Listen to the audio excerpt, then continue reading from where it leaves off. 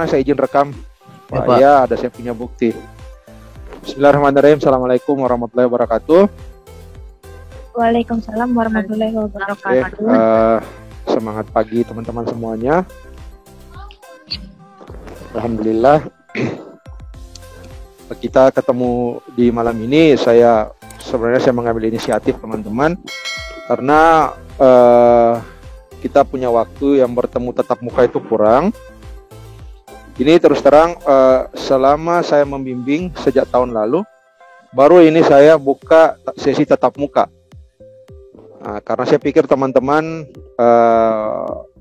banyak yang konsultasi, kemudian banyak juga yang berulang-ulang revisi di tempat yang sama. Jadi saya pikir baiknya itu kita langsung tatap muka seperti ini walaupun daring dengan kondisi serba terbatas. Nanti saya minta masing-masing untuk bertanya sesuai dengan dia punya progres, sudah sampai di mana konsultasinya. Kalau di sini kan kalau yang saya ingat itu baru 2 orang. Yang saya sudah ACC sampai bab 4 itu baru Rias sama Agung. Nah, tinggal Uma juga sudah sampai bab 4 tapi belum saya periksa kalau belum diperbalik lagi ke saya.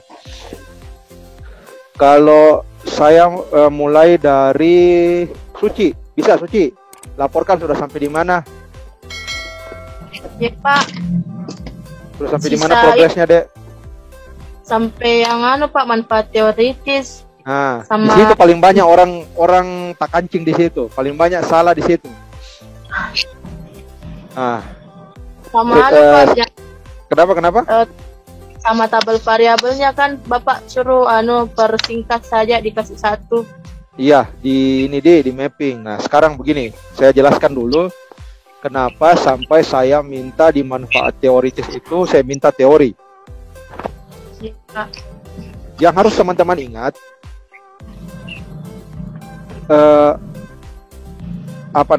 kita ini kan penelitian. Kalau ini saya hanya mengulang di mata kuliah metodologi penelitian. Penelitian itu ada 2, ada namanya penelitian yang sifatnya kuantitatif, ada yang sifatnya kualitatif. Nah, ini kita penelitian kuantitatif, berarti penelitian yang bertujuan untuk menguji, sekali lagi, menguji dan mengkonfirmasi teori. Berarti kalau kita penelitian kuantitatif, di puncak paling atas itu adalah teori. Oke? Nah, ini mungkin tidak didapat di kelas ini. Atau mungkin dulu dosennya sudah ini. Nah, itu urut-urutannya.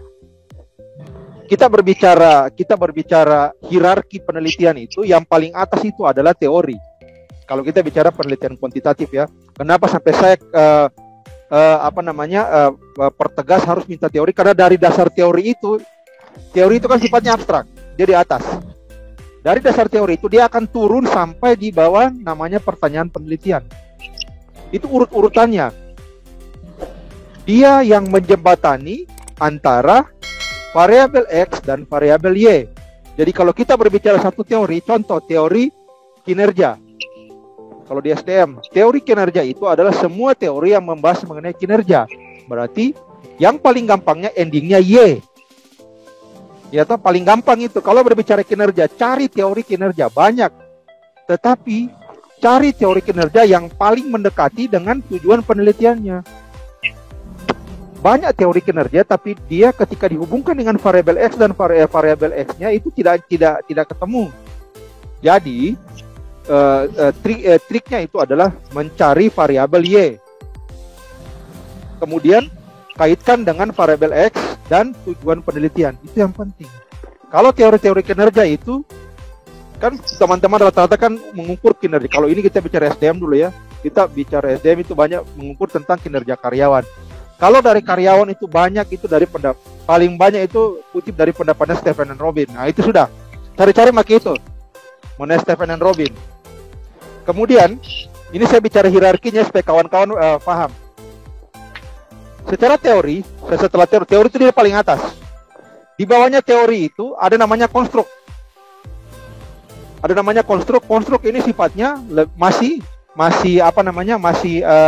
di awang-awang, masih unreal. Oke. Nah, bagaimana caranya konstruk ini untuk dijelaskan? Makanya namanya variabel. Konstruk itu dia menjelaskan teori. Nah, cara menjelaskan konstruk itu dari variabel. Jadi kita dekati dengan variabel. Oke. Nah, makanya muncul variabel, teman-teman. Itulah yang kawan-kawan bilang variabel. Dasarnya dari mana? Yaitu dari tadi. Teori, konstruk, variabel. Nah, variabel ini kita harus dekati dia. Tidak ada angka mutlak, tidak ada angka absolut. Kita juga dekati. Namanya apa? Indikator.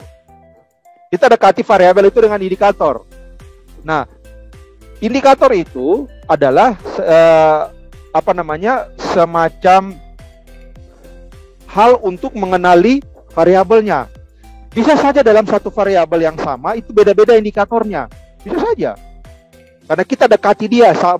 Siapa tahu ada yang dekati lewat pintu A, siapa tahu ada yang lewat pintu B. Nah, ini nanti akan terjawab di bab 4 ketika diminta indikator. Nah, setelah indikator, di bawahnya indikator, untuk kita dekati indikator itu ada namanya pertanyaan penelitian. Ini kalau data primer ya, data primer. Beda lagi kalau data sekunder. Kalau data sekunder kan tidak perlu pakai indikator, dia langsung pakai rumus. Ini saya bicara data primer dulu ya. Teman-teman sudah bisa bedakan mana data primer dan data sekunder kan? Halo? Sudah bisa bedakan data primer dan data sekunder? Belum? Ya siapa yang ngajari metodologi dulu kah? Ini tidak tuntas semua metodologinya ini. Sudah bisa bedakan mana data primer, data sekunder? Kalau Data primer itu apa? yang secara langsung Pak, yang diambil dari seseorang seperti wawancara, interview, dan apa bedanya wawancara sama interview? Sama sih Pak. Wawancara itu interview sudah. Nah, itu data primer, data yang langsung diambil dari subjeknya. Contoh lewat wawancara, lewat kuesioner. Nah, nanti yang SDM yang pakai kinerja itu pakai kuesioner. Nah, ini namanya data primer. Nah, ada namanya data sekunder. Nah, ini yang banyak dipakai anak keuangan, yang konsentrasi keuangan. Dia menggunakan data-data yang sudah ada. Jadi by data dia meneliti. Nah, itu data-data yang paling banyak masuk itu adalah data-data dari Bursa Efek. Paling banyak itu. Saya juga tidak tahu kenapa. Kayak apa di STIM itu tidak ada semacam kayak pembaharuan.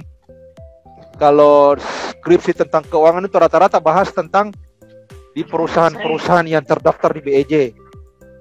Nah, itu Bursa Efek Indonesia itu ibaratnya kalau itu skripsi itu kalau disusun-susun sudah sampai di langit itu. Saking banyaknya itu.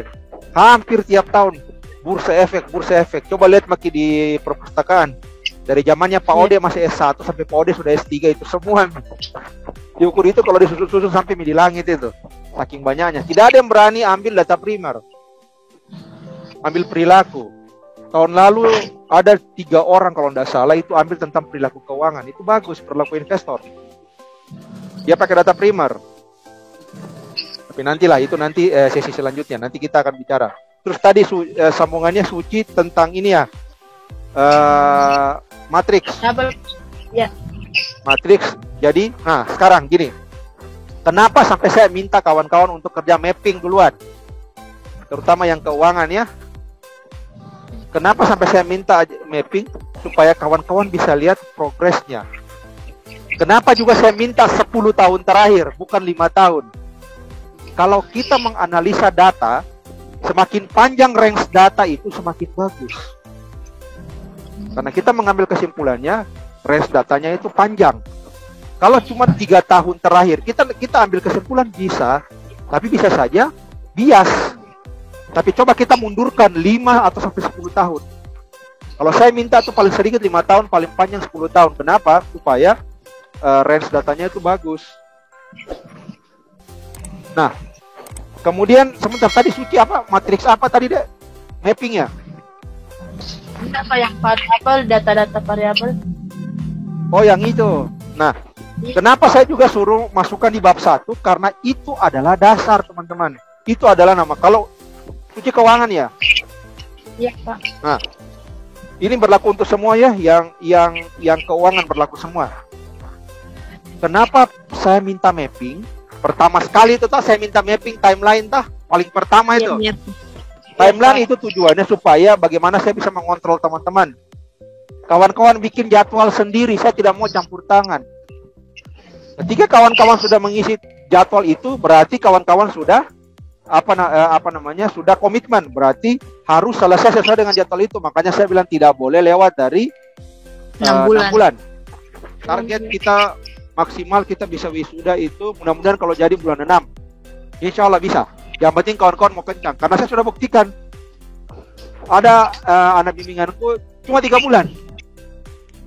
Dia kasih SK bulan Oktober, dia wisuda bulan Desember. Keuangan juga.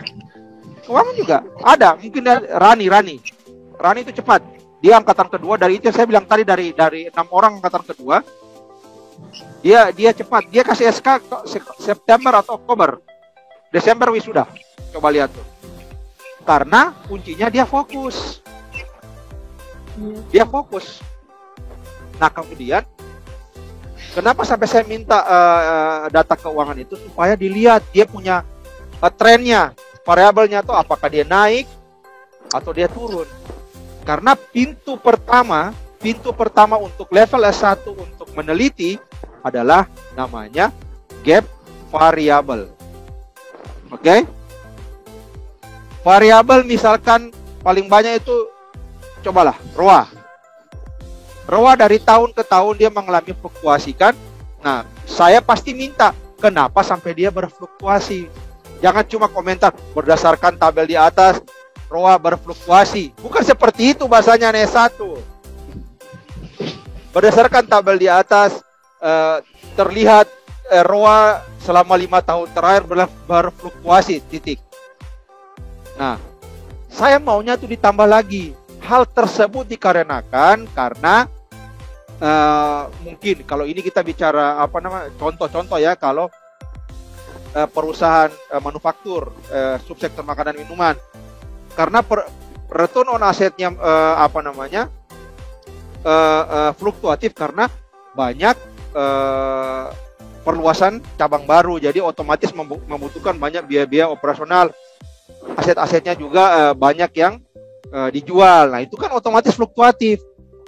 Nah, data itu yang saya maksud. Secara komentarnya kayak begitu. Jangan cuma menulis berdasarkan tabel di atas bahwa ROA tanpa fluktuatif, titik. Tidak begitu. Lebih dijelaskan lagi. Misalkan kalau ada 10 perusahaan cukup 2 atau 3 saja dijelaskan. Nah, datanya dapat dari mana? Datanya didapat dari laporan tahunan. Annual reportnya ada itu ditulis. Tidak mungkin annual report dia tidak tulis keadaan perusahaannya. Ada. Ya. Oke. Suci apa lagi, Dek? Pak, kalau itu Pak masalah yang tadi manfaat teoritis tentang saham kan variabel ya saya Pak return saham. Bisa saya ambil ya metodenya teorinya capital asset pricing model. CAPM? Iya. CAPM itu dia lebih cocok kalau teori penganggaran. Kalau untuk return saham, toh X-nya apa? X-nya apa? ROA, Pak. ROA. Itu X1, X2-nya apa? EVA Pak. Economic value added. EVA ini economic value added ya? Iya, Pak. Cari teori. Kalau CAPM tidak cocok. CAPM itu setahu saya itu teori tentang penganggaran kapital aset. Iya, Pak. Kemarin Pak dari purpose juga Pak tuh cari di lantai 2 contoh-contoh kayak Anuta cuman enggak dapat ke Pak. Karena begini teman-teman, banyak itu teman-teman yang sebelum kakak-kakak Anda itu banyak yang keliru menulis. Biasa Ji Pak, yang anunya manfaat teoritis. Iya, biasa-biasa Ji, normatif begitu Ji, asal tulis padahal bukan. Bab 1 itu teman-teman adalah ringkasan. Bab 1, sekali lagi, bab 1 itu adalah ringkasan daripada kawan-kawan punya skripsi. Jadi orang cukup lihat bab 1 itu sudah bisa menjelaskan bab-bab yang lain. Makanya saya agak ketat di bab 1 itu karena di pengujian, di ujian nanti orang banyak korek-korek itu bab 1. Terus terang. Iya. Jadi kalau teorinya economic value added sama ROA, coba cari tentang return saham ya. Return saham berarti kan dia bicara profitabilitas toh. Nah, profitabilitas itu dia larinya ke, coba cari teori agensi. Ini juga kelemahannya keuangan, terus terang. Teori-teorinya itu saja. Dia tidak terlalu banyak berkembang. Ada 9 teori keuangan itu Ji. Coba baca-baca mengenai teori agensi. Karena teori agensi itu kan 2. Antara prinsipal dan prinsipal dan agen. Jadi pada intinya kalau teori agensi itu bagaimana seorang komisaris yang punya saham, oke, dia mempercayakan sahamnya itu ke direksi.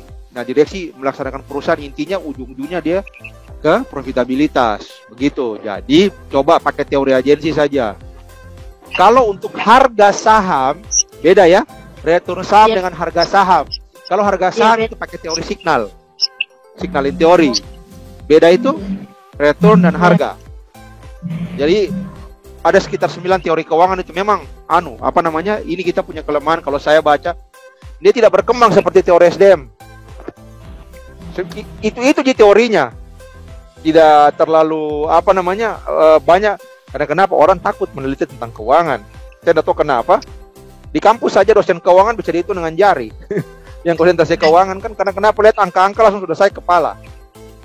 Saya waktu S3 saja itu dari 23 orang yang ambil keuangan cuma 3 orang. 2 lainnya ambil data sekunder, saya ambil data primer. Saya waktu disertasi S3 itu ambil data primer itu. Orang bilang keluar dari zona nyaman. Masa iya S1 data sekunder, S2 data sekunder, S3 data sekunder lagi. Data primer dong. Oke, ada lagi Suci sebelum saya pindah ke Aidil? Pak, kalau misalnya Pak yang itu variabel-variabelnya saya rata-ratakan saja Pak. Maksudnya rata-rata bagaimana, Dek? Karena kan memuat banyak banyak tabel pasti kalau disatukan. Iya. Bisa diratakan saya semua yang kayak variabel ROA rata-rata begini per tahun atau bagaimana? Dimunculkan saja deh, tapi karena supaya jangan terlalu panjang dalam juta rupiah saja, jadi dia pakai dia kurangi 3 digit. Gitu dalam juta rupiah saja. Jangan tulis semuanya panjang itu. Pakai 3 digit saja. Jadi dalam juta rupiah berarti kan dia kasih hilang 3 digit terakhir. Sudah ditahu itu. Tekniknya. Ada lagi? Sebelum saya pindah ke Aidil. Siap-siap nih Aidil. Oke, kalau masih ada simpan pertanyaan nanti saya ini. Oke, Dil. Bagaimana, Dek? Sampai di mana? Kalau saya Pak, kendala dari jurnal Pak, karena variabel X-nya X1 cuma 1, kalau X2-nya tidak ada Pak. Tidak dapat Pak. Iya Pak, itu nih. Maksudnya bagaimana? Apa judulnya? Pak, pengaruh franchise dan sales growth terhadap MPA. Pengaruh sales growth, pertumbuhan penjualan. Franchise, ukuran perusahaan. Ukuran perusahaan. Firm size, ukuran perusahaan. Terus Y-nya apa, Dek? MPA. Tunggu. Google. Pengaruh market value added, Pak.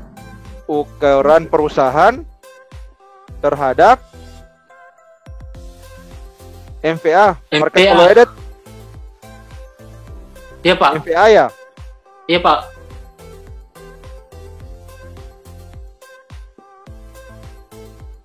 Market value added, pengaruh MPA. Dengan X2-nya juga ada. X2-nya apa? Sales growth itu, Pak. Sales growth. Jadi X1 ini juga kelemahannya, teman-teman. Kemarin waktu pengajuan judul itu bagaimana kejurusan? Maksudku saya kira judul yang kedua komoditi di ACC Pak. Ternyata yang pertama. Itu kelemahannya teman-teman. Coba boleh tanya-tanya ke Rias. Kebetulan kan saya juga punya subordinat di kelompok studi pasar modal. Itu sebelum mereka mengajukan judul, itu mereka telaah dulu. Ada namanya telaah. Orang bilang tidak asal bikin-bikin lalu masukkan, tidak, ada telahnya. Mereka bikin kalau dari awal begitu, dari fenomena, dari apa semua, sampai mereka turun kesimpulan terakhir itu dapat judul.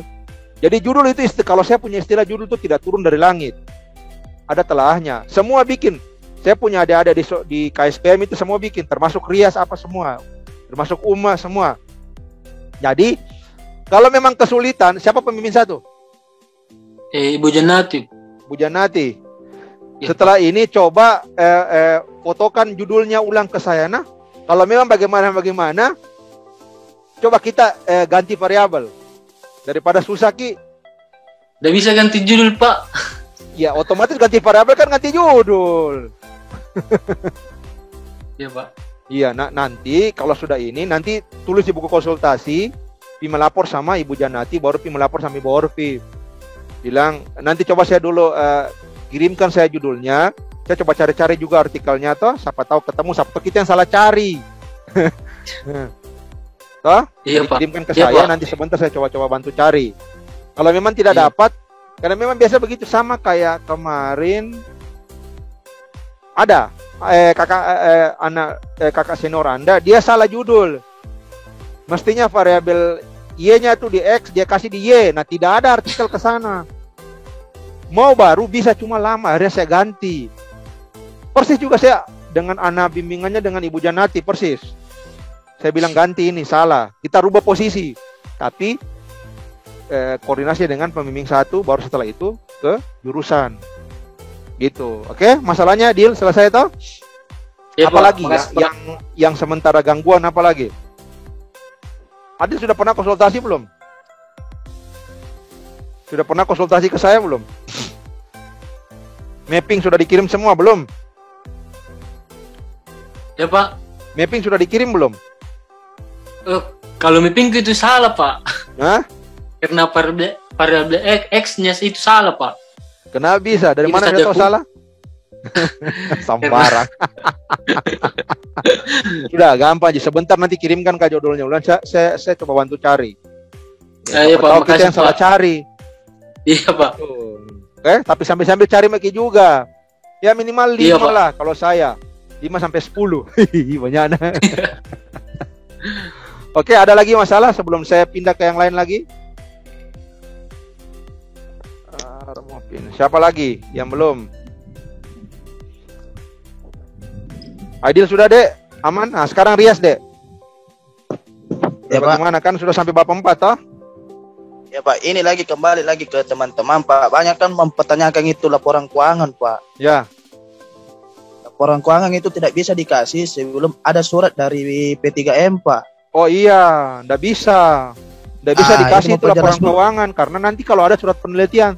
Tapi mereka kan harus ini cari di, kan ada website IDX toh. Cari di situ Iya aja. Pak, sudah. Iya, ada. Tapi masih banyak yang pusing Pak, masih belum tahu cari laporan keuangan. Tanya kalau begitu. Tambah juga kan ada juga galeri perusahaan. hanya akan kasih. Iya, galeri hanya akan kasih kalau sudah selesai proposal. Itu datanya online semua. Ada saya punya semua data. Nah, kesulitan saya biasa itu kalau minta di IDX tidak ada, langsung cari ke perusahaannya langsung. Misalkan kalau kayak Indofood kayak kurang kan di bawah. Sekarang kan aturan terbaru daripada Teach Me itu kan di bawah 3 tahun terakhir harus bayar toh. Nah, saya punya semua datanya itu. Terus terang saya punya datanya semua. Nah, kemudian kalau memang harus berbayar, ya cari langsung ke perusahaannya. Kayak Mayora, misalkan 2020 sampai 2020 sampai 2017, 2016 enggak ada, langsung cari di website Mayoranya. Begitu. Ada di situ itu. Pokoknya tidak ada rotan akar pun jadi. Pokoknya harus lincah Ki. Iya. Harus lincah cari laporan keuangan. Ada semua, cuma harus lincah memang. Iya, Pak. Oke. Bagaimana Rias? Ada lagi Dek? Bab 4-nya udah aman toh? Siapa pembimbing satu Dek? Siapa pembimbing satu tak? Pak Eli Pak sama Ji Agung Pak. Oh, aman Ji kalau Pak Eli tidak gitu. Insya Allah. Yang penting ini juga semuanya ini berlaku untuk semua. Sebelum di print, coba dibaca-baca lagi tuh kalimatnya. Terus terang kalau saya baca kalimatnya tuh, pokoknya ketawa sendiri. Nggak tahu mana subjeknya, dan mana predikatnya, mana objeknya, di mana titiknya, di mana komanya. Nah, baca-baca dulu semua sebelum di print. Terus coba dibaca, kadang-kadang nggak tahu titiknya, sudah ada satu paragraf tidak ada titiknya. Dibaca-baca semua. Nah, sebelum di print, terutama yang sudah saya ACC, Rias sama ini, baca ulang dari awal. Susunannya itu bagaimana? Titik komanya, mana subjeknya, mana predikatnya, mana objeknya, SPOK-nya itu. Karena biasanya juga itu juga kadang-kadang juga penguji juga pertanyakan. Karena kalau bagi saya yang barang-barang begitu itu bukan lagi urusannya penguji, itu sudah harus memang langsung adik-adik peneliti langsung. Tidak perlu lagi kita ada waktu ini ejaannya ini ayat, bukan lagi waktu tak. Pembimbing itu sama dosen penguji tugasnya hanya konten daripada skripsi. Lain dari itu bukan urusan tak, itu urusannya mahasiswa sendiri. Oke, ada lagi deh Rias, apalagi yang bisa dibantu? Daftar pustaka? Aman toh? Rias. Ya Pak.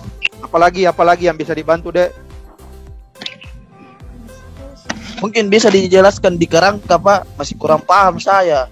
Kerangka yang mana, di bab 3? Iya. Yang kerangka konseptual? Ya Pak, kan banyak juga di situ kan itu hari dibongkar kerangkaku Pak, suruh ubah. Oh iya, bab 3 itu kan namanya saja kerangka konseptual dan pembangunan hipotesis, toh. Nah, bab 3 itu hanya akan ada, sekali lagi, bab 3 itu hanya akan ada kalau ada bab 2. Karena bab 3 itu adalah ringkasan daripada apa yang ada di bab 2. Di bab 2 itu kan namanya tinjauan pustaka. Jadi segala macam pustaka, segala macam telaah, pendapat A, pendapat B, pendapat C. Nah, sampai di bab 3, kawan-kawan ambil sarinya, ambil intinya. Makanya ada yang saya sudah kasih contohnya itu ke Agung sama Rias, sama Uma juga. Ada contoh kan? Mulai daripada misalkan langsung ke hipotesis. Jadi hari hipotesisnya kan ada 3. Nah, sebelum ada hipotesis itu ada namanya pengantar dulu. Jadi orang bilang tidak langsung main langsung tulis variabel X berpengaruh positif signifikan. Tidak, dia harus diantar dulu. Jadi hubungan misalkan hubungan CAR terhadap ROA. Ya, ini yang keuangan ya, contoh yang keuangannya, yang SDM pemasaran tolong disesuaikan saja. Bahas dulu mengenai CAR. Ya kan?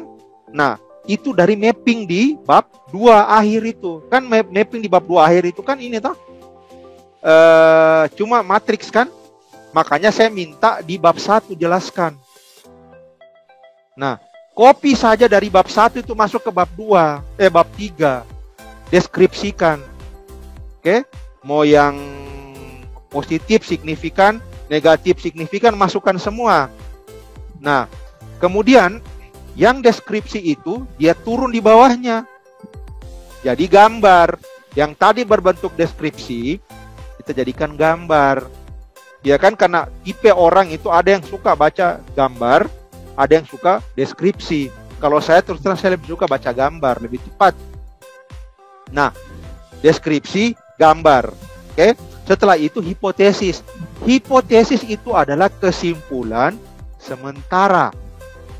Oke, hipotesis itu adalah keputusan kesimpulan sementara yang nanti akan dibuktikan di bab 4 sama bab 5. Oke, dengan uji E, uji T, uji F, uji R kuadrat, segala rupa macam itu uji-ujinya itu nanti apakah mengkonfirmasi hipotesis kita atau tidak. Karena bisa saja kalau tidak terkonfirmasi hipotesis kita tertolak, bisa saja. Silahkan kawan-kawan bangun hipotesis berdasarkan penelitian terdahulu dan teori. Nah, kawan-kawan orang bilang namanya adjustment. Oke, saya maunya dia positif. Tapi ketika nanti di akhir, misalkan di bab 5 tertolak, berarti hipotesis teman-teman tidak terkonfirmasi. Nah, kemudian mengenai gambar ya Dek, Rias, mengenai gambar ya. Gambar juga? Pak. Ya Pak. Nah, kalau gambar, kawan-kawan juga bisa harus bedakan. Ini kalau ada namanya begini ya, sebentar. Saya kasih muncul gambarnya deh supaya gampang. Saya di dulu. Bentar. Ya. File, saya kasih file new dulu. New. Bedanya variabel sama proxy. Ini harus beda. Ini harus teman-teman ini. Banyak yang salah di sini nih. Oke, sebentar. Saya kasih muncul dulu ini. Nah, saya izin share screen di sini. Kelihatan screen kok. Nah. Iya, Pak. Nah, ini masih banyak yang salah. Terus terang masih banyak yang salah. Banyak sekali salah. Kemudian insert. Contoh. Nah, ini ada 2. Ini ada 2. Nah, sekarang saya mau tanya. Yang mana variabel, yang mana proxy? Saya mau tanya dulu. Yang mana namanya variabel, yang mana namanya proxy?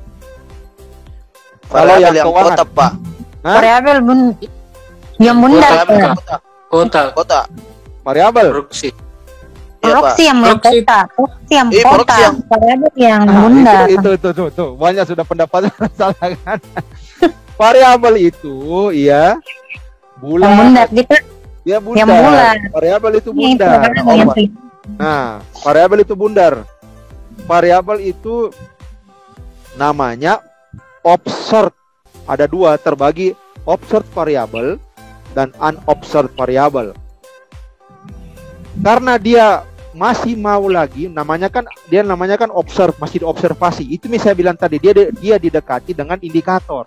Kalau data primer, data sekunder kita dekati dengan proxy. Nah, ini namanya proxy. Nah, ini namanya variabel. Nah, kalau variabel, nah, bentar. Variabel ini x1, ini y. Kalau ada x1 berarti otomatis ada namanya x2. X1 atau x2. Nah, bentar. Ini contoh variabel x1-nya apa? Contoh variabel yang namanya variabel ya, bedakan dengan proxy. Ini kalau keuangan dulu ya, yang keuangan. Profitabilitas. Itu namanya variabel. Iya. Oke. Kalau proksinya apa? Contoh ROA. Tinggal terserah kawan-kawan mau pilih yang mana, mau pakai profitabilitas atau langsung saja pakai ROA. Tergantung kawan-kawan. Tapi kalau profitabilitas, semua itu harus konsisten. Kalau ROA berarti semua harus pakai. Misalkan di sini apa? Di sini solvabilitas. Nah, itu diproksikan dengan apa? Solvabilitas contoh. Debt to equity ratio. Contoh. Kalau mau pakai solvabilitas boleh, tapi di atasnya X1 juga harus pakai profitabilitas. Jangan di sini pakai proxy, di sini pakai ROA. Salah. Harus konsisten. Nah, di sini tentang return saham. Ya kan? Atau nilai perusahaan. Terserah, yang jelas Y-nya gitu. Konsisten. Kalau bulat semua. Kalau kotak semua. Begitu konsisten. Jangan di sini kotak, di sini bulat. Salah itu. Salah besar itu. Oke? Nah, kemudian juga kemarin banyak juga yang saya koreksi di sini. Dia cara menarik ininya. Nih. Cara tarik panah. Tahu enggak arti tanda panah ini? Tahu enggak arti tanda panah ini? Tanda panah ini dia menggambarkan hubungan hipotesis, hubungan kausalitas. Jadi dia yang dipengaruhi, mana ini yang dipengaruhi, ini yang mempengaruhi. Jadi kalau setiap kali tarik panah begini, tulis di sini. Bentar, insert. Mana text box mana insert. Di sini tulis begini. Banyak sekali kemarin yang tidak tulis. Hipotesis 1. Mestinya begitu. Format shape, sebentar saya kasih ini dulu. Shape outline, no outline. Begini rata. Seharusnya begini. Kemarin banyak tidak tulis, cuma tarik panah begitu. Nah, ini juga sama. Jadi kalau kayak gini, sorry. Bentar. Ini, nah kalau kayak gini, nah itu, ini H2, nah gini,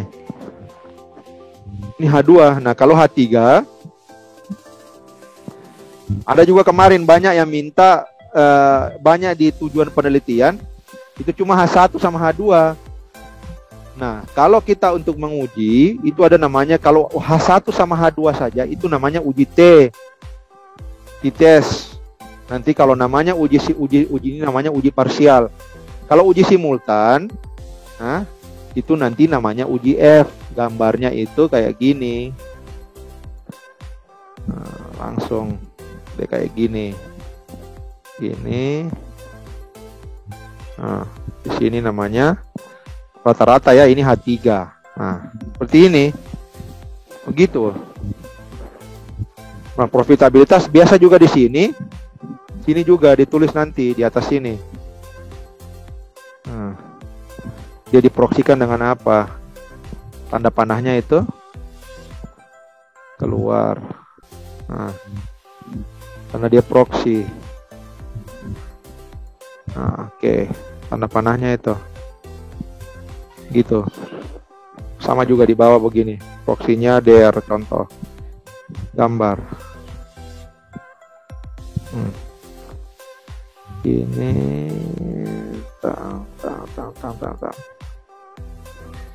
intinya jangan sampai salah ya, salah gambar, salah semua. Bukan masalah gambar ya, tapi ini masalah ketepatan metodologi. Oke, seperti gini gambarnya. Proksikan dengan ROA, DER, orang sudah tahu nilai perusahaan diproksikan dengan apa, terserah. Tapi intinya gambarnya kayak gini. Oke, meeting control, coba. Stop sharing. Oke. Ada lagi, Rias? Ya, Pak. Ada lagi? Sebelum saya pindah Pak ke Uma. Terakhir, Pak.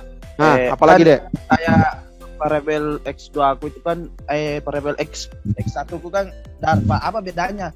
Dar dengan der, Pak. Karena saya lihat dar dengan apa? Sama. Dar dengan apa, Dek? Dar sama equity ratio, Pak.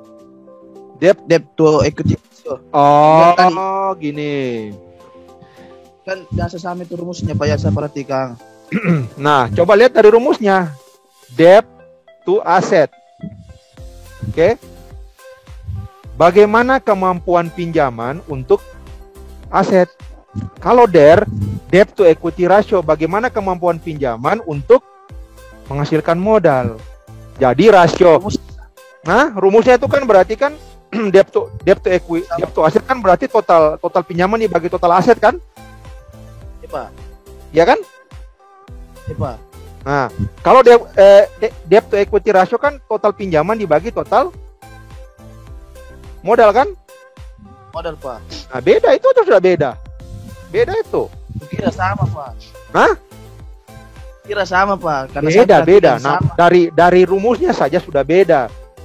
Kalau untuk DAR, semakin tinggi DAR itu tidak bagus, harus di bawah 100%. Artinya apa?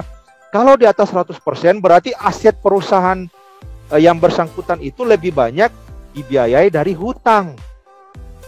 Misalkan kita punya aset-aset, perusahaan punya mobil, punya pabrik, punya seluruhnya, tapi mayoritasnya dari hutang. Itu tidak bagus. Sama kalau kayak debt to equity ratio. Jadi rasio pinjaman terhadap modal. Jadi modal yang kita punya itu lebih banyak dari pinjaman. Tidak boleh. Tiba-tiba pinjaman kolaps, habis kita. Satu lebih spesifik ke aset, satu spesifik ke modal. Gitu. Beda. Ada lagi, Rias, Dek? Sudah cukup. Oke, cukup. Nah, sekarang Uma. Bagaimana, Dek? Uma sudah sampai di mana? Halo, Ma.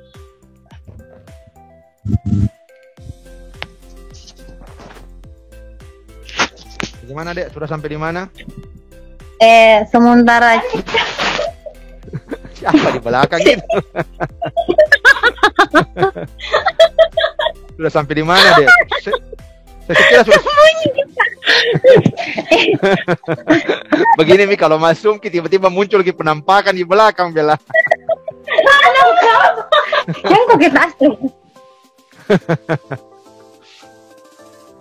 Begini Mi, kalau Mas Sumki kalau tidak di belakang deh muncul penampakan. Apa ini Pak, sementara Kak cari perusahaan yang membagikan dividen Pak. Kan perusahaannya kemarin UMA berapa? Sekarang ku ganti sektornya Pak. Hah? Ku ganti ke sektornya. Kenapa bisa? Sektor Kenapa? Ada sektor masalah tidak? Ada masalahnya Pak.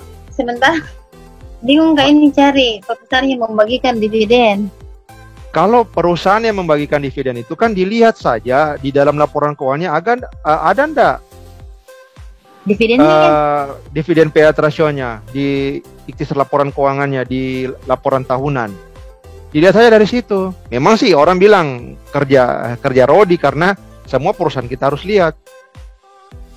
Iya. Begitu. Tapi yang kulihat di situ Pak, tidak ada dividen payout ratio, yang ada itu dividen tunai. Bisa juga dividen itu kan bisa juga dia dalam bentuk dividen cash, dia juga bisa dalam bentuk yang satunya saya lupa satu namanya. Yang jelas karena dividen kan diukur dari dividen payout ratio, jadi rasio dividennya. Memang dia membagikan dividen, toh? Dividen bisa berbentuk tunai, bisa berbentuk non tunai. Nah, tapi dia dividen itu harus ada rasionya. Kalau dia membagikan walaupun dividen tunai tidak ada masalah, hitung lagi saja itu masuk itu dividen. Nanti itu rasionya, rasionya hitung manual. Kalau memang tidak ada DPR-nya, hitung manual Ki. Toh? Jadi kalau misalkan tadi kan kita kasih tunjuk ke saya Umat tadi sore kasih tahu ada daftar perusahaan yang ada dividen tunai, itu dia bagi tuh. Cuma itu bukan itu yang dimasukkan ke dalam rumus nanti. Rumus DPR itu hitung manual Maki satu-satu. Oh berarti itu lagi Pak, dividen bagi dengan laba bersih kali 100. Ya, itu dia.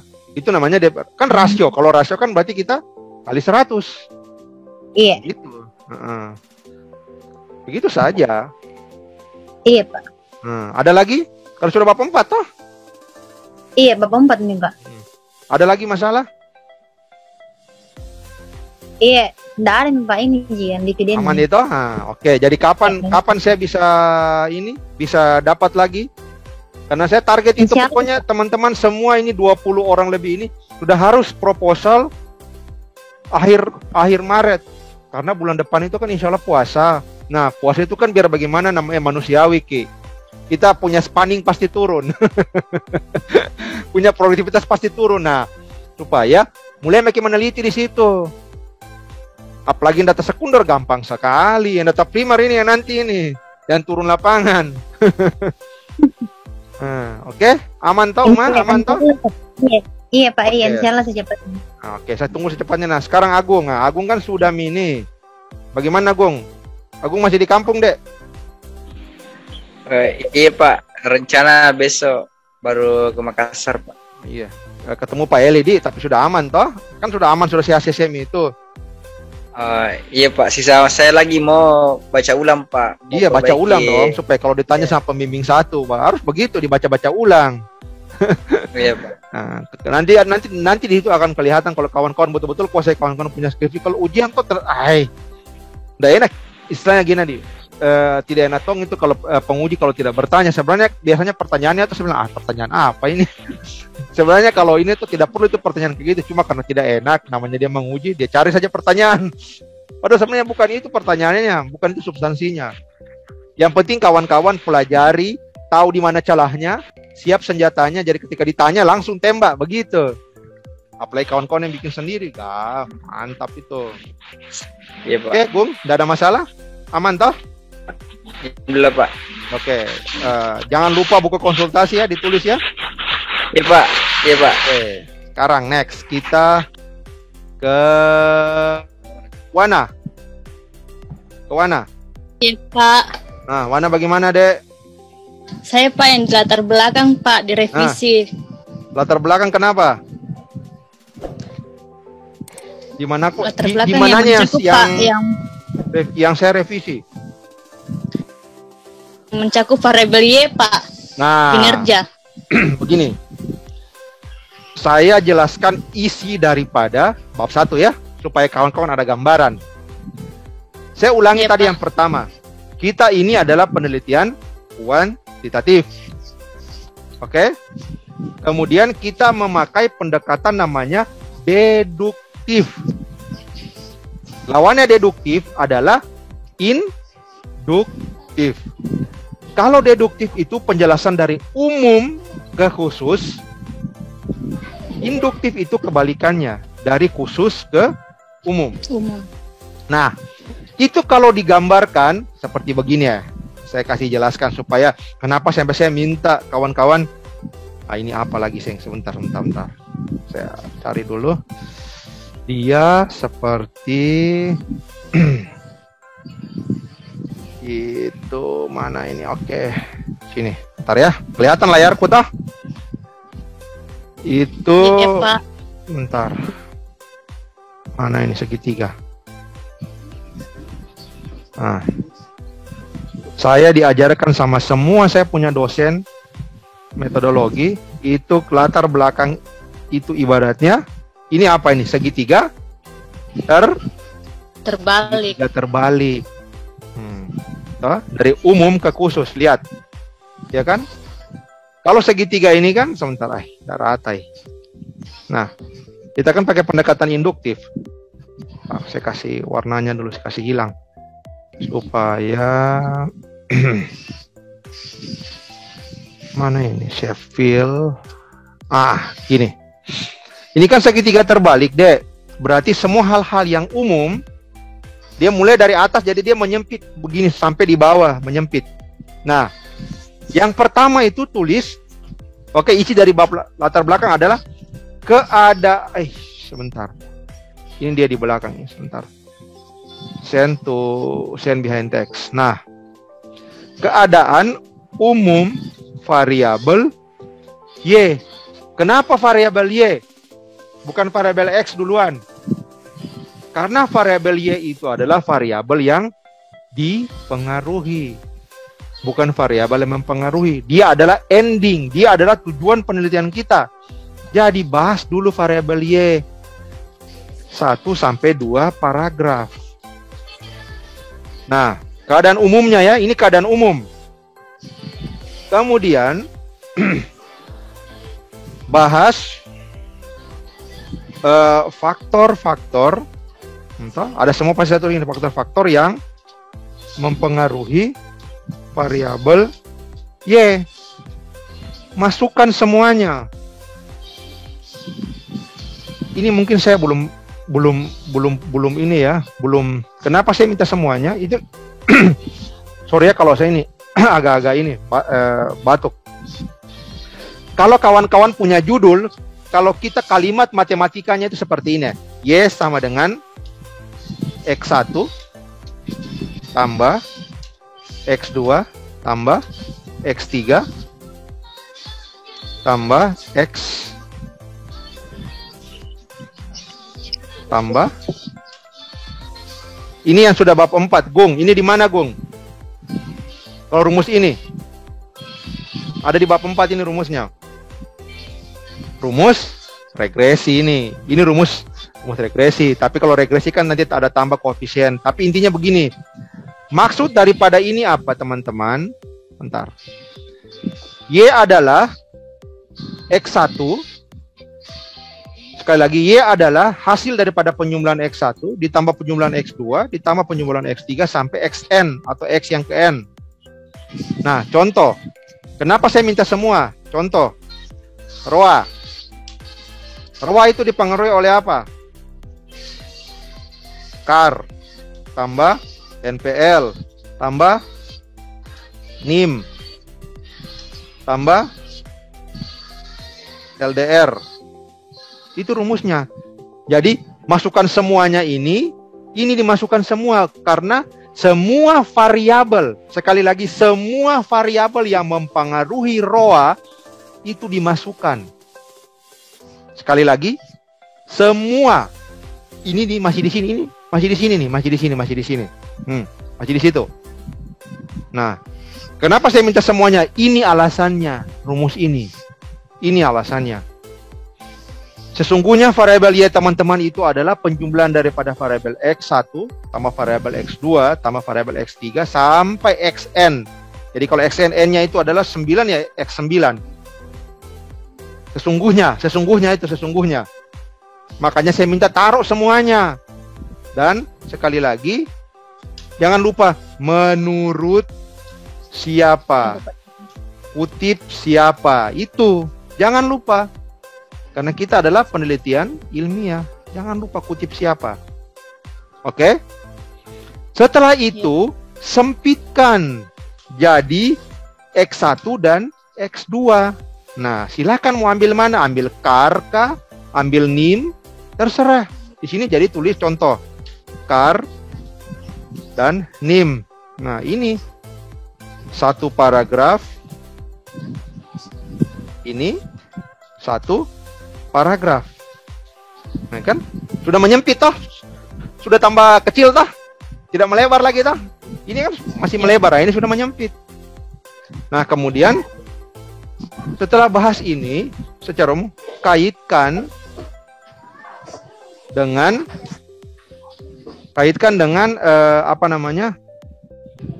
keadaan perusahaan. Nah, di sini munculkan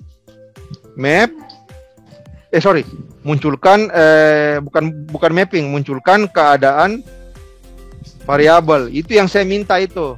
Ya kan, misalkan NIM 10 tahun terakhir di perusahaan perbankan, contoh KAR 10 tahun terakhir. Kemudian Y-nya ROA 10 tahun terakhir, dilihat di situ. Misalkan KAR 10 tahun terakhir, 10 tahun, NIM 10 tahun, ROA 10 tahun. Nah, ketika sudah ini, nah dilihat dia naik, dia turun atau fluktuasi. Itu dilihat kan, ketahuan dari angka-angkanya. Nah, setelah itu di bawah ini jelaskan apa arti angka-angka tersebut. Jadi tabel jangan berdiri kosong. Sekali lagi ya, jangan tabel berdiri kosong. Nanti ini sampai ke belakang. Saya tidak mau ada tabel yang berdiri kosong, minimal dikomentari. Satu atau dua kalimat, tidak ada masalah. Yang penting jangan tabel berdiri kosong. Oke? Jelaskan. Misalkan dia ROA turun. Nah, jelaskan mengapa sampai turun. Itu harus dijelaskan. Jangan cuma berdasarkan tabel di atas, ROA mengalami penurunan. Titik. Kalau saya tanya, kenapa sampai turun?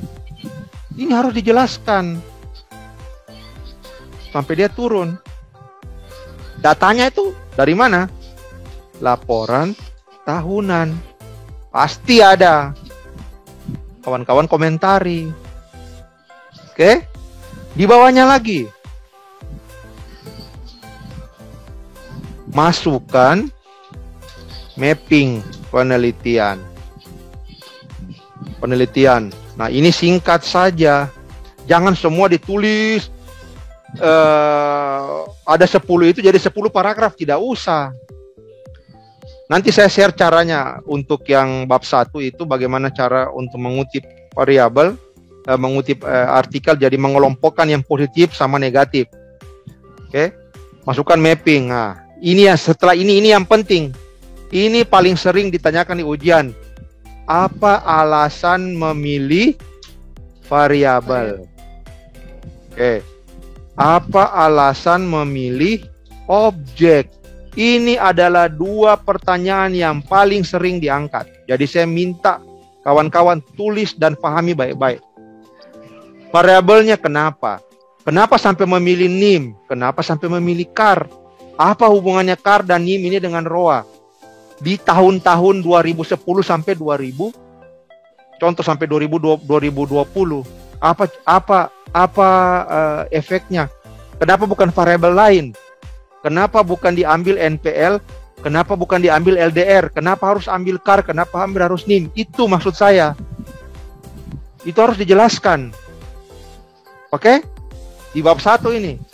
Ketika itu kawan-kawan sudah mampu jelaskan, tidak ada orang bertanya lagi. Yakin, Kak. Teman-teman selamat Mito. Ini pasti orang kan. Nah, kemudian mengapa memilih objek? Dari sekian banyak perusahaan, kenapa hanya memilih itu? Tentu ada alasannya kan? Iya, Pak. Tentu ada alasan kan? Pasti. Iya, Pak, ada alasan. Harus ada alasan. Misalkan kenapa memilih Setiam Bongaya? Pasti punya alasan. Karena tidak lulus di Unhas. Yang pernah dulu waktu saya ajar di kelas toh, kuliah di Setiam itu paling susah loh. Paling sedikit itu ada 4 sampai 5 kali tes loh.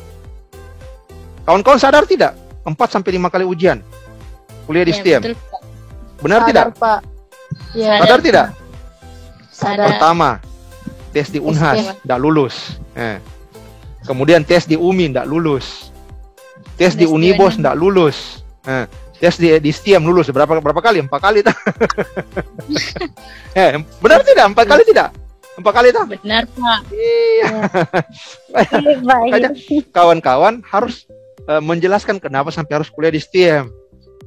Begitu juga memilih objek penelitian ini. Ini harus clear. 2 ini paling sering ditanya, betulan nggak? Ini paling sering ditanya. Setiap dari ujian ke ujian ini ditanya terus. Di bawah tutup dengan kejelasan penegasan judul berdasarkan gap fenomena, gap riset di atas, maka saya mengambil judul bla bla bla bla bla bla. Analisis pengaruh KAR dan NIM terhadap ROA pada perusahaan perbankan di Bursa Efek Jakarta. Itu kan jelas. Jadi sampai di sini itu lihat dia sudah melalui tahap-tahap ini. Seharusnya kawan-kawan ketika memasukkan judul ke jurusan ini dilewati. Jadi ketika di ACC kawan-kawan bab 1 sudah selesai. Itu kami di KSPM, adik-adik saya di KSPM tuh saya bikin kayak begini semua. Jadi mereka tidak terlalu susah bab 1-nya karena mereka sudah kerja duluan. Ketika ditanya kenapa judulmu ini, saya tidak mau dengar ya. Ada dulu saya pergi minta tanda tangan. Senior Anda mungkin 5, 6 angkatan di atas tak. Ketika ditanya saat waktu ujian ini, apa alasanmu pilih judul itu? Tahu apa dia jawab? Karena judul itu yang di ACC sama jurusan. Awas Ki Jangki menjawab model kayak begitu, nah. Bikin malu-malu pembimbing itu. Pembimbing. Jangki jawab kayak begitu. Nah, kenapa penegasan judul? Ini menjelaskan dari sini. Karena ini Pak, ini. Makanya ini paling terakhir. Makanya dia ada di segitiga paling bawah. Itu jawabannya. Makanya saya minta penegasan judul. Ditanya kenapa judulmu ini? Oh dari sini Pak, saya jelaskan Pak. Begini. Itu. Good job. 2 jempol saya angkat kalau model kayak begitu. Yakin tidak ada bisa goyang di ujian. Insya Allah. Sepanjang ikut seperti ini. Oke? Jadi warna di mananya yang gangguan? Kalau di sini deh, di mananya supaya kita bahas. Warna di mananya deh? Yang keadaan umum Pak, variabel Y dengan faktor-faktor yang mempengaruhi. Ini baca di artikel ilmiah deh. Perbanyak, makanya saya minta perbanyak membaca artikel. Menyusun kalau tanpa membaca tidak bakalan bisa. Ibaratnya kalau kawan-kawan mau ulangan, kalau tidak belajar itu tidak bisa kan? Kecuali bisa, tapi mengarang bebas. Benar toh? Baca di artikel ilmiah. Keadaan Y, baca misalkan kalau ini. Jadi misalkan contoh, ketik saja keadaan ROA secara umum atau keadaan ROA di perusahaan bank. Nah itu kan nanti dia muncul di Google itu artikel-artikelnya. Itu saja dimasukkan. Tidak susah kok. Iya, Pak. Wana bagaimana, Dek? Iya, Pak. Mengerti, Nina, Pak. Ini semua ini. Keadaan ROA. Ini ininya.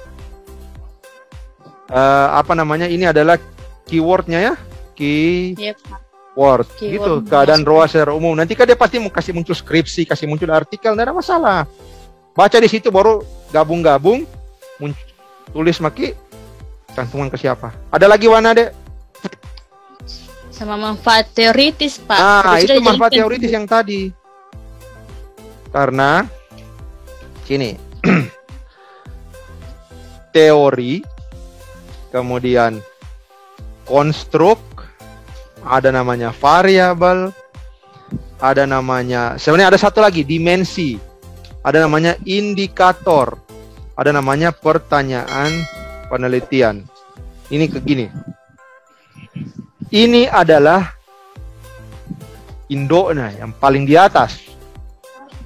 Kita penelitian kuantitatif itu adalah penelitian untuk menguji teori. Sekali lagi, penelitian untuk menguji teori. Nah, teori ini, adalah yang mendasari ini. Lihat, lihat posisinya tuh. Dia paling atas. Jadi dia paling atas menjembatani. Misalkan variabel tentang profitabilitas. Berarti cari teori tentang profitabilitas. Teori apa di atas ini? Contoh teori agensi. Oke. Itu adalah karena dia membahas tentang profitabilitas. Oke. Kemudian profitabilitas dia didekati dengan apa? Indikatornya apa? Ya, itu tadi, atau proxy. Ini kalau ini proxy. Nah, ROA. Didekati kan kayak gitu. Jadi dia ini sifatnya umum yang meliputi X dan Y. Ini Y-nya ini sebenarnya. Jadi kalau agensi ini kan dia bagaimana teori untuk mengatur perusahaan supaya bagaimana bisa untung. Itu agensi. Nah, berarti semua penelitian-penelitian yang ada hubungan dengan untung dan untung, profitabilitas, solvable, pakai agensi. Itu teorinya. Jadi kalau ditanya kenapa harus pakai teori, itu penjelasannya tadi. Oke? Kunci juga ya, lihat yang tadi ya dibaca-baca. Kenapa saya sampai minta? Karena hampir sebagian besar skripsi di perpustakaan tidak pernah mencantumkan ini di manfaat teoritis. Iya Pak, enggak ada. Ya kan? Jarang. Ada Itu Pak. itu keliru. Saya tidak mau bilang salah, itu keliru. Kalau betul-betul mereka paham metodologi penelitian, tidak bakalan tulis seperti itu. Oke? Jadi ini ceritanya saya ajarkan Ki yang sesuai dengan panduannya. Bukan saya bilang saya paling benar, tidak. Sekali lagi saya tidak bilang saya paling benar, tapi saya baca, saya kasih sesuaikan dengan apa yang diajari. Oke? Wana apa lagi, Dek? Cuman itu Pak. Oke. Serasa Jadi, itu Pak. kapan saya tunggu ini anunya? Revisinya? Insya Allah Pak, besok. Oke, secepatnya. Kan sudah semua saya balas toh. Sudah semua saya balas anunya toh?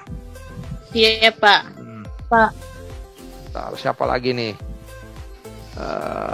Wana. Setelah Wana siapa lagi? Devi bagaimana? Di bagian bab 2, Pak. Apanya bab 2? Bab 2 apanya? Bagian pembahasan indikatornya yang variabel X1 indikator. dengan X2, Pak.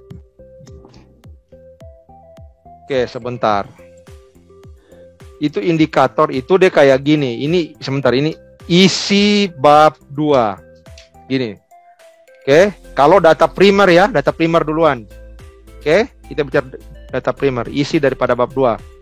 Saya banyak tulis begitu toh? Data primer. Yang paling pertama adalah contoh manajemen SDM. Ini yang paling pertama.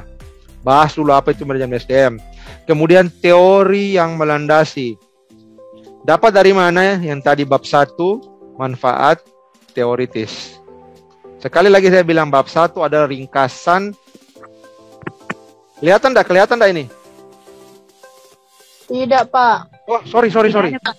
Allah Belum Akbar, ada ya. salah. Saya salah share screen, sorry. Ini kelihatan tidak? Kelihatan, Iya, Pak. Nah, ini isi bab 2 ya. Ini kalau yang data primer. Nah, yang pertama adalah sebentar, no spacing. Ini adalah 1 manajemen SDM. Oke. Teori yang melandasi. Dapat dari mana? Bab 1 manfaat teoritis. Itulah saya bilang di bab 1 sekali lagi adalah ringkasan daripada penelitian kita. Jadi saya tidak, jadi kalau ada apa-apa saya tidak perlu buka sampai bab 8. Cukup bab 1 aja saya sudah tahu ke belakangnya nih kayak gimana. Oke? Bab 1 manfaat teoritis. Kemudian variabel Y. Kemudian variabel Y itu kemudian Y, X1, X2 dan seterusnya. Oke? Isinya dulu ya, isinya. Ini kalau data primer ya, isinya itu adalah pengertian menurut A, B, C, dan seterusnya. Kemudian ini yang penting, kesimpulan menurut peneliti. Ini kesimpulan menurut peneliti. Kenapa saya minta kesimpulan menurut peneliti? Ini nanti masuk di bab 4. Bagian definisi operasional variabel. Definisi operasional variabel adalah definisi yang murni, sekali lagi, definisi variabel murni dari pendapatnya calon peneliti. Jadi jangan lagi di definisi operasional menurut ini, tidak ada lagi. Tidak boleh lagi begitu. Oke? Setelah itu tujuan, manfaat. Nah, dan terakhir ini indikator. Indikator ini adalah, lihat tadi tuh. Nih, kenapa saya minta indikator tuh? Jadi mana posisinya? Karena dia mendekati, istilahnya dia harus dipakai untuk mendekati, untuk menjelaskan variabel. Begitu. Makanya harus ada indikator. Nah, contoh kayak gini, ada tadi saya buka salah satu skripsinya yang ini tahun lalu saya punya ini juga sebentar skripsi lengkap, ujian skripsi bab 2 ya ini. Yang itu yang saya bilang indikator itu. Tunggu ya, saya buka dulu filenya. Kenapa harus ada indikator? Nah, ini sebentar. Stop share dulu ya. Saya sharing. Mana ini share screen? Bab 2 ini. Kelihatan tidak? Ini anak akuntansi punya ya. Kelihatan tidak? Kelihatan, Pak. Ini kebetulan pembimbingnya dia tidak mau tulis ini. Langsung saya tinggal teori. Teori di atas tuh, attribution teori. Kemudian ini pajak, karena dia konsentrasi perpajakan. Nah, kemudian jenis-jenis, kemudian tarif, nah, kriteria wajib pajak, jelaskan semua pajak kendaraan bermotor sampai dia di paling bawah itu kepatuhan wajib pajak. Nah, menurut, nah, data ini, ya, berdasarkan pendapat di atas maka dapat disimpulkan bahwa kepatuhan wajib pajak adalah ini murni milik daripada calon peneliti setelah dia membaca ini nih. Ini semua menurut. Nah, sekarang menurut penelitinya ini. Kemudian, nah, mengumpulkan bahwa kepatuhan kesadaran wajib pajak. Nah, ini indikator dari, ini adalah indikatornya nih. Wajib pajak memahami program pelayanan terbaik, elemen-elemen kunci. Nah, ada 2 macam kepatuhan. Nah, kepatuhan ini kesadaran toh. Ini adalah indikatornya nih. Ini indikatornya tuh. Sekali lagi, indikator adalah kita kan tidak bisa tahu orang wajib pajak itu kan contoh kayak ini, kayak kepatuhan wajib pajak. Kita itu kan sifatnya abstrak. Nah, sekarang kita mau konkretkan bagaimana? Nah, kita dekati dengan cara wajib pajak memahami dan berusaha memahami semua ketentuan, mengisi SPT dengan benar, menghitung jumlah pajak yang benar, membayar pajak yang terutang. Nah, ini kita dekati. Bisa saja nanti ada yang lain lagi. Tergantung kita mau dekati itu yang saya bilang, dekati dari pintu kiri atau kita dekati dari pintu kanan atau kita gabung dua-duanya, tidak ada masalah. Pendapat A, pendapat B kita ambil bisa, tidak ada masalah. Yang penting ini kita menjelaskannya. Kawan-kawan paham. Ini adalah indikatornya. Sampai di bawah lagi nih. Kesadaran wajib pajak sama. Nah, nih. Menyatakan bahwa wajib pajak dikatakan memiliki kesadaran apabila memenuhi indikator. Nah, jadi dia didekati mengetahui adanya ini nih, tuh ini indikatornya nih. Kemudian pengetahuan wajib pajak, tuh indikatornya juga ada dan harus ditulis ini wajib pajak tuh. Ini adalah indikator daripada wajib pajak, harus ditulis di bab 2. Tidak bisa di bab 4 ditulis indikator kalau di bab 2 tidak ada. Itu urut-urutannya. Oke, nah ini penelitian terdahulu nih, banyaknya tuh. Sampai berapa? 11. Semua positif dan negatif. Oke? Jadi, tulisnya kayak gini. Jadi indikator itu adalah bagaimana cara kita mendekati variabel, bagaimana cara kita menjelaskan variabel itu. Misalkan contoh, air. Bagaimana cara kita menjelaskan air? Air berarti dia harus bisa mengalir dari tempat yang tinggi ke tempat yang rendah. Contoh. Kemudian dia harus basah. Masa orang kena air tidak basah? Berarti kan bukan air itu dong. Iya toh? Kayak gitu. Jadi dia menjelaskan variabel, indikator. Apalagi yang belum? Sudah nih Pak, bagian bisnis tentu saja yang belum. Nah, oke. Siapa lagi nih? Indah. Indah bagaimana? Iya Pak. Nah, apanya yang gangguan, Dek? Di bab 3-nya Mami, Pak. Agana di bab 3. Bab 3 Mami, apanya? Bagian perusahaannya Mami, Pak. Belum saya kasih masuk. Insya Allah hari Senin sudah saya kumpul semua, Pak. Bab 3? Iya. Konsultasi terakhir ke saya di bab berapa, Dek? Bab 1, Pak. Kenapa bab 3? Bab 1 dulu diselesaikan. Jangan dulu lari ke bab 3. Jangki dulu. Saya punya model konsultasi itu bab per bab. Kenapa, Dek? Yang ditakutkan ketika teman-teman kerja ke belakang itu kan satu kesatuan. Nanti di bab 1 tabongkar tongnya di bab 2, tabongkar tongnya di bab 3. Begitu. Kirim dulu bab 1 ke saya. Nah, sambil nanti sambil saya periksa, kita kerja juga yang lain begitu supaya hemat waktu. Saya punya sistem konsultasi itu bab 1. Oh iya Pak, sebentar. Bab. Nah, jadi kirimkan ke dulu bab 1 sambil saya periksa, kita kerja juga yang lain supaya hemat waktu begitu. Iya Pak, iya. Oke. Indah konsentrasi apa, Dek? Sebentar saya kirimkan ke Pak. Oke, kirimkan Mas saja. Indah konsentrasi apa? Keuangan, Pak, manajemen. Keuangan lagi. Iya. Banyaknya keuangan. Manajemen keuangan, Pak. Iya, banyak sekali keuangan. Iya, Pak. Iya, Pak. Ada lagi? Siapa yang belum? Cuma berapa orang, Di? Adil, Rias, Indah, Wana, Devi, Uma, Suci, Agung. Yang lain banyak izin itu, banyak karena ada beberapa yang izin, tidak apa-apa. Sul, Nur, ya, tidak ada masalah, Ji. Siapa lagi nih? Ya, 2 orang yang izin. Oke. Kemudian kata kunci yang kedua, semua apa yang saya tulis di konsultasi, Dek, tulis di buku. Sebentar, sudah dapat buku konsultasi belum? Sudah dapat belum? Sudah, Pak. Sudah. Kayak gimana Suci punya buku konsultasi dapat dari jurusan toh? Yang kayak gimana? Coba angkat dulu. Siapa tahu beda. File, Pak. File, Pak. Di print sendiri. Iya, Pak.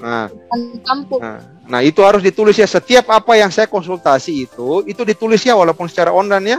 Tulis supaya nanti ketika sampai ke pembimbing 1, kasih tunjuk, Mi, ini Pak hasil konsultasi saya. Buktinya apa? Tuh buku itu. Karena pasti lihat itu. Sudah berapa kali konsultasi itu kelihatan dari situ. Oke? Ada lagi yang mau ditanyakan, Dek? Pak. Kan saya economic value added itu Pak, hasilnya di rupiah bukan persen. Baru kan ROA-nya sama return saham itu persen Pak. Itu kalau Evan saya kasih saja. Kasih apa? Kasih. Tidak ada masalah, Ji. Tidak ada masalah. Kalau saya sapanya saya tuh tidak ada masalah, Ji. Itu kan cuma bagian-bagian Ji. Tidak ada masalah, Ji. Tidak harus dikasih rasio. Tidak ada masalah. Oh iya, Pak. Oke. Ada lagi? Bisa dijelaskan perbedaan, Pak, indikator dengan proksi, Pak? Nah, Oh ya, indikator itu kan tadi untuk data primer. Kalau untuk data keuangannya itu pakai proxy, sama Ji. Kalau indikator itu lebih banyak dipakai di data primer. Kalau proxy itu dipakai di data sekunder, sama. Intinya kita dia didekati dengan proxy, didekati dengan indikator. Kalau untuk data keuangan, contoh kayak tadi profitabilitas. Profitabilitas itu kan secara umum. Ada rasio-rasio profitabilitas kan? Ada ROA, ada net profit margin, ada gross profit margin. Nah, kita mau pakai yang mana? Kita mau dekati dengan yang mana ini? Pilih salah satu saja. Seperti itu, sama dengan indikator kan? Kita dekati dengan apa? Data primer pakai indikator, data sekunder pakai proxy. Sudah, selesai. Gimana, Rias? Amang? Aman, Pak. Aman. Ada lagi? Lumayan nih 1 jam udah dirasa. Nanti kalau memang kawan-kawan butuh ini, jadi mungkin kita ya mungkin seminggu 2 kali atau gimana. Karena terus terang saya ke kampus itu pun paling lama itu cuma 2-3 kali seminggu. Sejaknya saya setelah sakit itu saya pertama tidak bisa terlalu capek. Yang kedua saya tidak bisa tiap hari seperti kemarin-kemarin ke kampus. 2-3 kali. Jadi kalau memang tidak ketemu ya kita lebih baik begini saja. Lewat online, tidak ada masalah kan? Iya, Pak. Oke? Kita lebih asik. Tapi kalau ini juga nanti bisa di grup apa, tidak ada masalah. Oke, ada lagi teman-teman? Kalau tidak ada, kita tutup pertemuan sambil nanti kita lanjut di grup. Oke? Jelas ini pertemuan ini ada saya record ya supaya jadi bukti. Kalau ada tanya kita putar lagi. Oke teman-teman, saya pikir sudah selesai ya. Terima kasih teman-teman atas atensinya. Mohon maaf saya ganggu malam minggunya. Malam minggu dengan malam minggu kita diskusi daripada di luar main-main tidak jelas, lebih kita diskusi saja lagi. Iya, Pak. Iya. Orang bilang bersakit-sakit dahulu, senang-senang kemudian. Saya sudah kasih bukti kan? Ada bimbingan saya, dia kasih SK bulan September atau Oktober. Dia November sudah selesai ujian. Lihat, 4 bulan Ji. Allah. Iya, karena dia ini tekun. Lebih deh, dan dia fokus. Namanya itu Rani. Dia selesai, dia masuk di gelombang kedua. Dari 6 orang di gelombang kedua, cuma 1 yang selesai dia. Rani Mami. Cepat itu. Sama model kayak dia modelnya kayak Agung. Agung itu 1 hari bisa 3-4 kali konsultasi. Nah itu saya ladenin, senang kayak gitu. Cepat, fokus. Intinya kalau fokus dan patuh dengan timeline-nya saya yakin bisa Ji. Saya sudah bilang, saya pasti akan bantu. Orang lain saja saya bantu, masa saya punya ada bimbingan saya tidak bantu. Oke? Fokus ya, tetap fokus. Kalau ada bingung apa-apa, chat saya, kita diskusi sama-sama. Oke, teman-teman, terima kasih ya. Sorry saya ganggu malam minggunya. Oke, terima kasih. Billahi taufiq wal hidayah. Wassalamualaikum warahmatullahi wabarakatuh. Sampai ketemu teman-teman. Terima kasih, Pak. Saya izin tutup meetingnya ya. Assalamualaikum.